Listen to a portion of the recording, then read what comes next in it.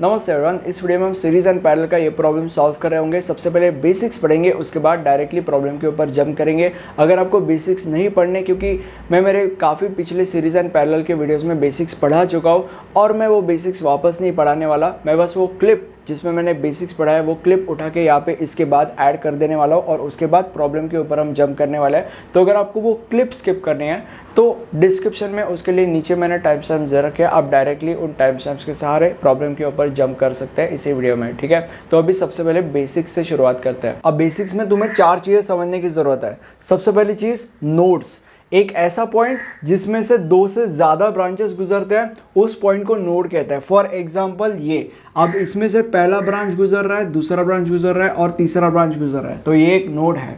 For example ये, इसमें से पहला ब्रांच गुजर रहा है, दूसरा ब्रांच गुजर रहा है और तीसरा ब्रांच गुजर रहा है, तो ये एक नोड है। फॉर एग्जांपल ये, इसमें से पहला, दूसरा, तीसरा, चौथा, पांचवा, 5 ब्रांचेस गुजर रहा है, तो ये एक नोड है। बट इसमें से पहला और दूसरा 2 ही ब्रांच गुजर रहा है, तो ये एक नोड नहीं है। नोड बनने के लिए 2 से ज़्यादा ब्रांचेस चाहिए, 2 नहीं चलते। ठीक है, नोड क्या होता है समझ गया। अब नोड में तुम लोगों को क्यों समझा रहा हूँ, क्योंकि अगर 2 रजिस्टर्स के बीच में एक नोड है तो वो 2 रजिस्टर्स कभी भी सीरीज में नहीं हो सकते। ठीक है, अब दूसरी चीज जो तुम लोग को समझने की जरूरत है वो है सीरीज कॉम्बिनेशन। सीरीज कॉम्बिनेशन क्या होता है, जब 2 रजिस्टर्स ऐसे एक वायर के अंदर ऐसे आजू बाजू एकदम मस्त बैठे हैं, जिनके बीच में कोई भी प्रकार की रुकावट नहीं है, तो वो 2 रजिस्टर्स सीरीज में हैं। और जब 2 रजिस्टर्स सीरीज में होते हैं उन दोनों का एडिशन परफॉर्म किया जाता है। या जब 2 या 2 से ज़्यादा जितने भी रजिस्टर्स हैं वो सीरीज में होता है तो उन सब का एडिशन परफॉर्म किया जाता है। फॉर एग्जांपल अभी यहाँ पे ये 2 रजिस्टर सीरीज में है तो उन दोनों का एडिशन परफॉर्म करेंगे, दैट इज 4 + 3 दैट इज 7। जो भी आंसर आएगा उनको इनके जगह पे रिप्लेस कर दिया जाएगा। अगर यहाँ पे और एक तीसरा रजिस्टर होता था और 3 रजिस्टर्स अगर सीरीज में होते थे तो तीनों का एडिशन हम करते थे और जो भी आंसर आता था वो इसकी जगह पे आता था, and that is the answer. Okay, simple is that. अब एज दैट जो भी है। अब आगे बढ़ते हैं। तीसरी चीज जो तुम लोग को समझने की जरूरत है वो है पैरेलल कॉम्बिनेशन। पैरेलल कॉम्बिनेशन मतलब 2 रजिस्टर्स पैरेलल में होते हैं और यहाँ पे तुम ये कैसे पहचान सकते हो, उन 2 रजिस्टर्स के बीच में नोड्स होता है, या एक से ज़्यादा नोड्स है तो मतलब वो पैरेलल में है। ओके, मतलब डिपेंडिंग ऑन द क्वेश्चन के ऊपर डिपेंड करता है। जब तुम मल्टीपल प्रॉब्लम सॉल्व करोगे आपको सारी की सारी चीज़ें समझ में आ जाएगी। ठीक है, अब यहाँ पे देखने से पता चल जा रहा है कि ये 2 रजिस्टर्स पैरेलल में है। जब 2 रजिस्टर्स पैरेलल में होते हैं उनका कैलकुलेशन कैसे होगा, दोनों का मल्टीप्लिकेशन अपॉन दोनों का एडिशन, दैट इज 5 × 3 अपॉन 5 + 3। तो हमने यहाँ पे किया, आंसर इज 1.875 एंड जो भी आंसर आता है वो इसके जगह पे रिप्लेस हो जाएगा। ठीक है, चौथी चीज़ आपको जो समझने की ज़रूरत है वो ये है कि जब 2 से ज़्यादा रजिस्टर्स पैरेलल में होते हैं, फॉर एग्जांपल दिस, तो तुम्हारे पास काफ़ी अलग अलग मेथड्स होते हैं उनको सॉल्व करने की। सबसे पहले तो आप इसी मेथड से सॉल्व कर सकते हो। पहले ये 2 पैरेलल में लो, तो ये ऑपरेशन परफॉर्म करो तो एक रजिस्टर आएगा, देन उस आंसर को और इसको पैरेलल में लो, उनको कैलकुलेट करो, एक आंसर आएगा। देन जो भी आंसर आएगा उसको और इसको पैरेलल में लो, उनको कैलकुलेट करो, मतलब ये वाला फॉर्मूला परफॉर्म करो और फिर जो आंसर आएगा वो आपको फाइनल आंसर है। बट ये बहुत ज़्यादा लंबा मेथड है, हम गधे नहीं है, ये सब गधा मजदूरी हम नहीं करने वाले। ठीक है, हमारे पास एक सिंपल ट्रिक है, कैलकुलेटर ट्रिक। हम क्या करेंगे, कैल्सी में अगर ऐसा आता है तो 4 inverse plus 8 inverse plus 6 inverse plus 12 inverse is equal to, जो भी आंसर आता है उसका इनवर्स लेंगे एंड जो भी आंसर आता है वो हमारा फाइनल आंसर। मैं आपको करके दिखाऊंगा। अभी हमारा कैसे, हमारे पास 4 रजिस्टर्स थे जैसे कि तुम लोग को पता है, 4, 8, 6 एंड 12। तो सबसे पहले 4 उसका इनवर्स, यहाँ पे इसका ऑप्शन है इनवर्स का, दैट इज x⁻1, ये इनवर्स का ऑप्शन है। सो इसका इनवर्स प्लस दूसरा रजिस्टर 8 है तो 8 इनवर्स प्लस तीसरा रजिस्टर 6 है तो 6 इनवर्स प्लस चौथा रजिस्टर 12 है तो 12 inverse and is equal to जो भी आंसर आता है उसका इनवर्स लेंगे and this is a final answer 1.6। तो 1.6 हमारा आंसर आया था। जो भी आंसर आएगा वो इसके जगह पे यहाँ पे रिप्लेस हो जाएगा और ये आपका फाइनल आंसर है। और एंड वन मोर थिंग, ये हमने 4, 8, 6 और 12 के साथ किया, बट अगर इसके जगह पे अगर और 4-5 रजिस्टर और अगर होते थे सारे के सारे पैरेलल में, तो भी आपको वही मेथड परफॉर्म करना है। सबका inverse then is equal to जो भी आंसर आता है उसका inverse is equal to and जो आपका आंसर आएगा बाद में वो आपका फाइनल आंसर है, जैसे कि हमने अभी अभी किया। आई होप आपको बेसिक समझ में आ गए होंगे। अब हमारा प्रॉब्लम कहता है कि find the resistance between x and y। इसका मतलब ये है कि x एंड y के बीच में जो भी माल मसाला है, जो भी कचरा है, उस पूरे के पूरे कचरे को हमें सिर्फ और सिर्फ एक रेजिस्टेंस या एक रजिस्टर से रिप्लेस करना है, और ये हमें सीरीज एंड पैरेलल की मदद से करना है। अब जब भी तुम एक सीरीज एंड पैरेलल का प्रॉब्लम सॉल्व करते हो, तुम्हें सबसे पहले ये देखना है कि रेजिस्टर्स सीरीज में है क्या। यहाँ पे तुम्हें कोई भी रेजिस्टर या कोई भी रेजिस्टर्स, मल्टीपल रेजिस्टर सीरीज में दिखाई दे रहा है क्या? नहीं, एक भी रेजिस्टेंस या एक भी रजिस्टर सीरीज में नहीं है। अगर तुम ये कहोगे कि ये दो रजिस्टर सीरीज में है, तो ऐसा नहीं है, क्योंकि इनके बीच में एक नोड आ रहा है और इसीलिए ये सीरीज में नहीं है। ठीक है, और ये एक ऐसा सम है जो एकदम अलग किस्म का सम है, ये थोड़ा सा डिफ़िकल्ट सम है, क्योंकि यहाँ पे हम इजीली मेकआउट नहीं कर सकते कि कौन सा रजिस्टर सीरीज में और कौन सा रजिस्टर पैरेलल में है।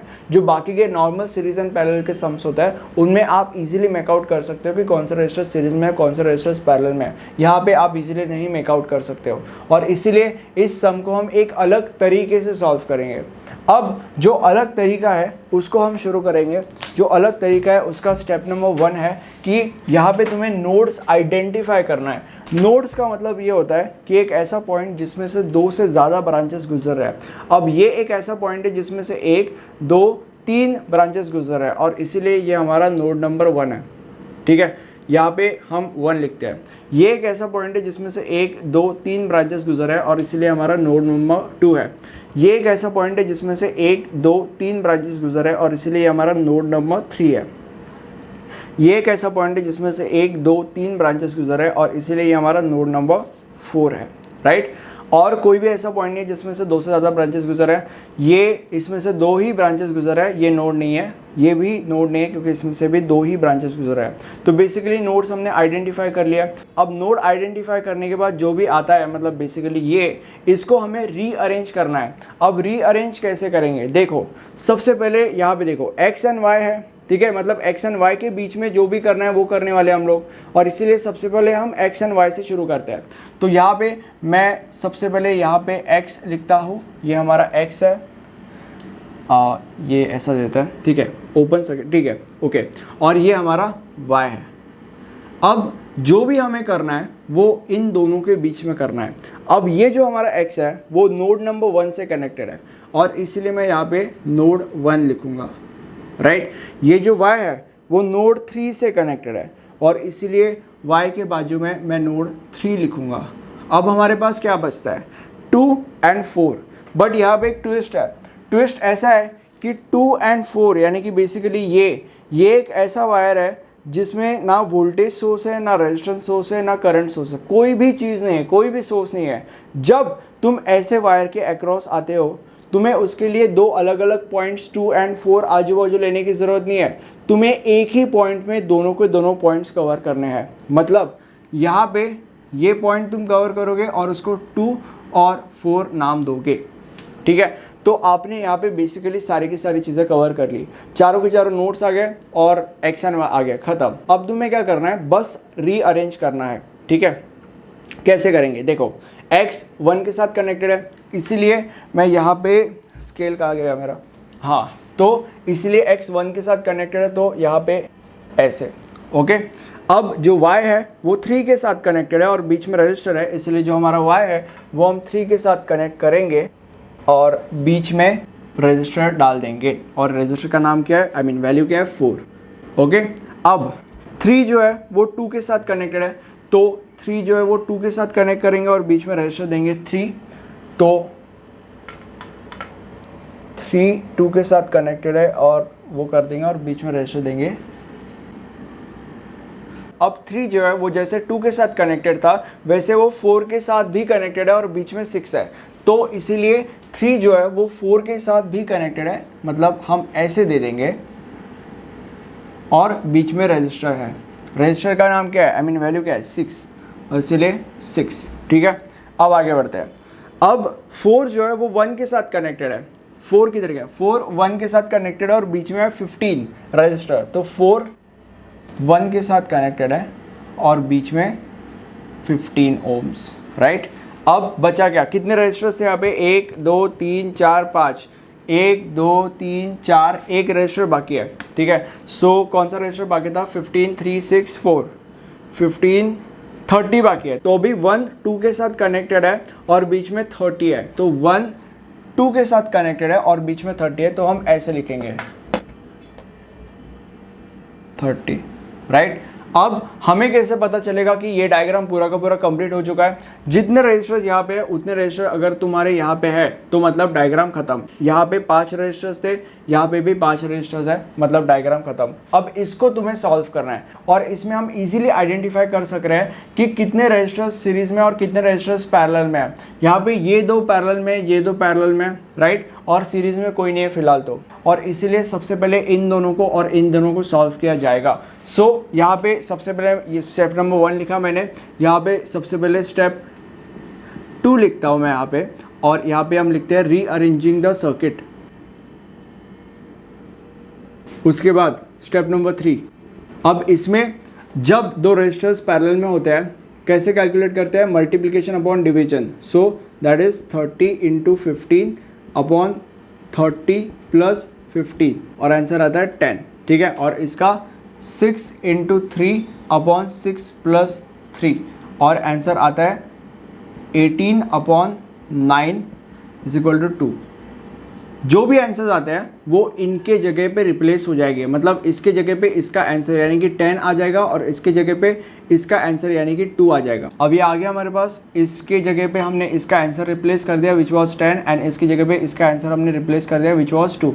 अब यहाँ पे सीरीज में ये तीनों के तीनों है। अब जब भी रजिस्टर सीरीज में होता है उनका एडिशन परफॉर्म करके उनका आंसर निकाला जाता है। तो 10 + 2 that is 12 and 12 + 4 that is 16 और इसीलिए आंसर आएगा, और इसीलिए जो भी आंसर आएगा वो इन तीनों के जगह पे रिप्लेस किया जाएगा। तो ये आ गया हमारे पास, जो भी इनका आंसर था वो हमने इसके जगह पे रिप्लेस कर दिया। और फाइनली हमने x और y के बीच में जो भी कचरा था उस पूरे के पूरे कचरे को सीरीज एंड पैरेलल के मेथड से एक रजिस्टर में कन्वर्ट कर दिया और ये आपका फाइनल आंसर है। अब ये जो सब्जेक्ट तुम पढ़ रहे हो ये पूरा का पूरा सब्जेक्ट मैंने इस प्लेलिस्ट के अंदर कवर किया है। इस प्लेलिस्ट के सारे वीडियोस देखो, मेरे नोट से प्रैक्टिस करो, और अगर तुम ऐसा करते हो तो एग्जाम में तुम्हारे पूरे के पूरे मार्क्स आने वाले हैं, ये मैं लिख के दे सकता हूँ, ठीक है। Thank you for watching video, have a nice day.